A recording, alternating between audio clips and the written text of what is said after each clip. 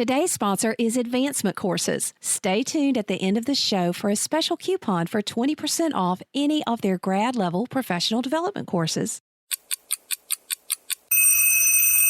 This week, we are counting down the top 5 episodes of Season 3 of The 10-Minute Teacher. Coming in at number 5 is Mike Roberts with 5 formative assessment strategies to help with classroom management. Episode 331.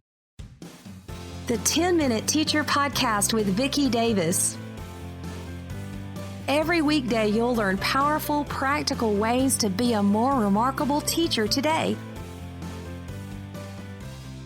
Today, we're talking with Mike Roberts, 8th grade English teacher in Salt Lake City, Utah, and author of Hacking Classroom Management, How to Be the Type of Teacher They Make Movies About. Now, Mike, you have 5 ideas for us today to do formative assessment, but these are also strategies that help with classroom management. So give us the first one and help us understand how great formative assessment can help us better manage our classroom. Yeah, like anything else in our classroom, I think we have to take a variety of approaches in how we do our formative assessments.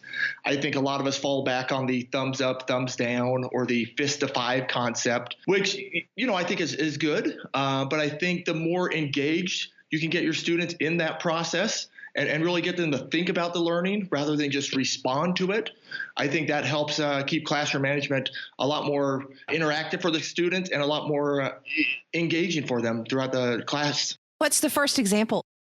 First example, real easy one. I call them high 5 hands. On their way out the door, I just have some hands up on my door. And this is a good one for self-assessment. I think a lot of times teachers don't think self-assessment can play a role in formative assessment. And I will sometimes ask students to critique themselves with their effort today, or we'll have a learning target for the day. And I'll say, okay, assess how you did on that learning target today. And there's a green hand, a yellow hand, and a red hand.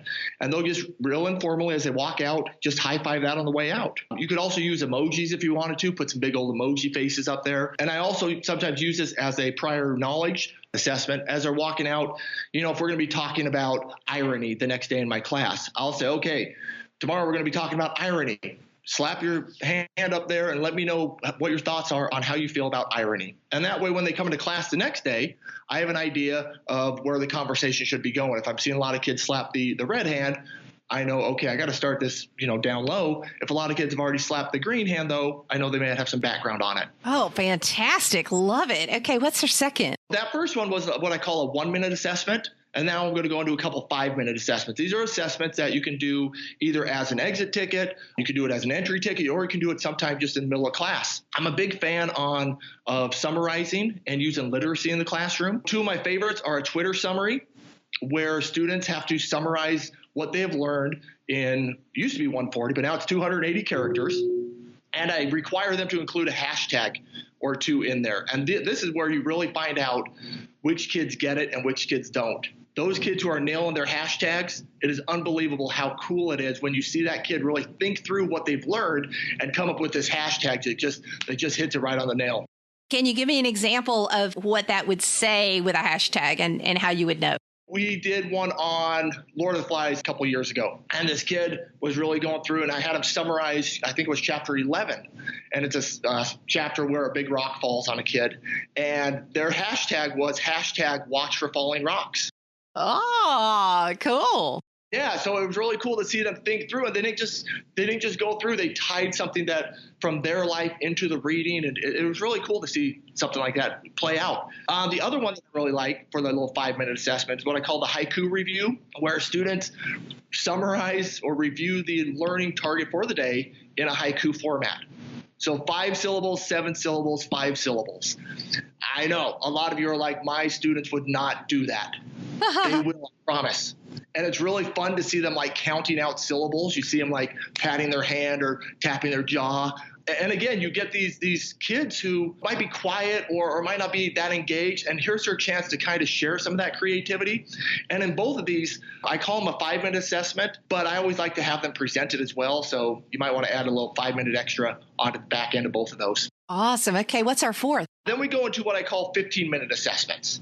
And a big part of classroom management, I think, stems from the fact that students just sit all day long. And they sit in their one class and they come to the next class and they sit in that class and they get a little break here and there, but there's just a lot of sitting. So I'm a big fan of incorporating a lot of movement into my classroom management approach. And so for these quick assessments, I do what's called a walk and talk. Rather than sitting up and having a lecture or even a discussion where they're in small groups and things like that, we will leave the classroom and we'll go walk around the neighborhood. So I will give them a question and they will pair up. And so we'll have a big old line on the sidewalk and we'll start walking. And, you set this up with here are the requirements and here are the parameters and here's your expectations. So they know all this. So I ask that question and then they just start walking, discussing this. And this is a great formative assessment because I'm just kind of hanging out in the middle, walking up and down.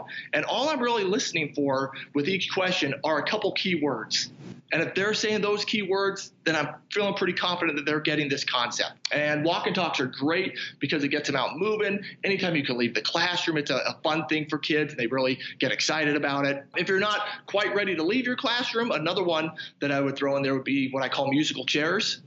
Again, they're in their small groups, but they'll discuss a question and then I'll play music for about 15 or 20 seconds and then they'll walk around randomly. And when the music stops, they sit down and then discuss the next question. And again, my role as the teacher in that is I'm just listening for those key words, seeing which kids are really engaged, seeing which kids are passionate about it, which questions I missed the target on. Sometimes I'll ask a question, it'll just be super quiet, so that one falls on me. And then the last one is what I call a vocab story. And again, this one incorporates a little more literacy into it. You're going through your class, you're throwing out some key vocab words, some key concepts, and I'll just write 5 or 6 up on the board. And I'll say, all right, I need you to write me a story incorporating these words into your story. And so for, 10 or 15 minutes, they'll just write a story about whatever they want. And again, you really get to see which kids get it by how they're using those words and how they incorporate those words, whether it's in their everyday lives or in something we're doing in school, how they manipulate the word. You get a really good understanding of, are they getting that concept without, smacking them on the summative assessment. Like I said earlier, I think there's a lot of different ways that we teach.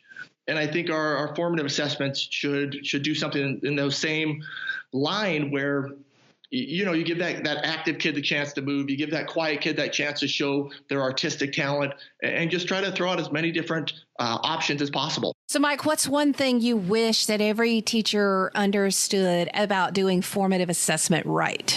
That there is no one size fits all. It's a lot like teaching. Like I said, the thumbs up, thumbs down, I think a lot of us fall back on that. Every time I've done a thumbs up, thumbs down, I think it's like 85% give the thumbs up. And I really, as much as I'd like to think I'm that great of a teacher, I don't think, 85% of these kids have this mastered. I think that's just the easy approach. And I think a lot of us like to say, well, look, I did a formative assessment and they said, they were understanding it, rather than letting them show you that they understand it. Rather than taking a passive role in the process, let your students take an active role in the formative assessment process. And I totally agree with that, because when my formative assessment really started informing my teaching, I did it with binary numbers. Used to, I would do a thumbs up, thumbs down. The kids would say, yeah, I get it or I don't. And I would quickly understand that they totally did not understand. They just wanted to move ahead. They just didn't want to do it anymore because they thought it was too hard. But when I actually started seeing, okay, let's do some problems and let's do a quick formative assessment to actually know what their answer is, then it was like, okay, now we're really getting somewhere. These are some great tips. We will be doing a book giveaway, Hacking Classroom Management. Check the show notes also for a link so you can find out more information from Mike Roberts. And I love linking together formative assessment with effective classroom management, because they really do go together. And if you do a formative assessment and your kids aren't engaged in the formative assessment, then you really need to look at everything, don't you?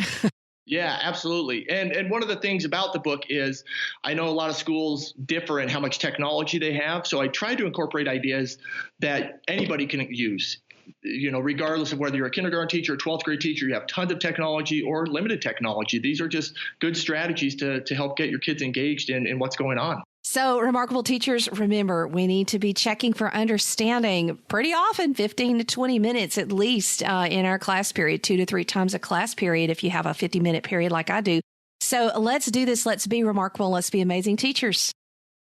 Need some great professional development? Today's sponsor, Advancement Courses, has more than 200 graduate-level online professional development courses for K-12 teachers. You can take these courses for continuing education, salary advancement, or recertification. And these courses have us teachers developing tangible resources to use in our classrooms immediately. Go now to advancementcourses.com/coolcat and use the code COOL20 at checkout to get 20% off any course. With this coupon, a 3 grad credit course is only $359. So go to advancementcourses.com/coolcat to learn more and use the coupon code COOL20. Never stop learning.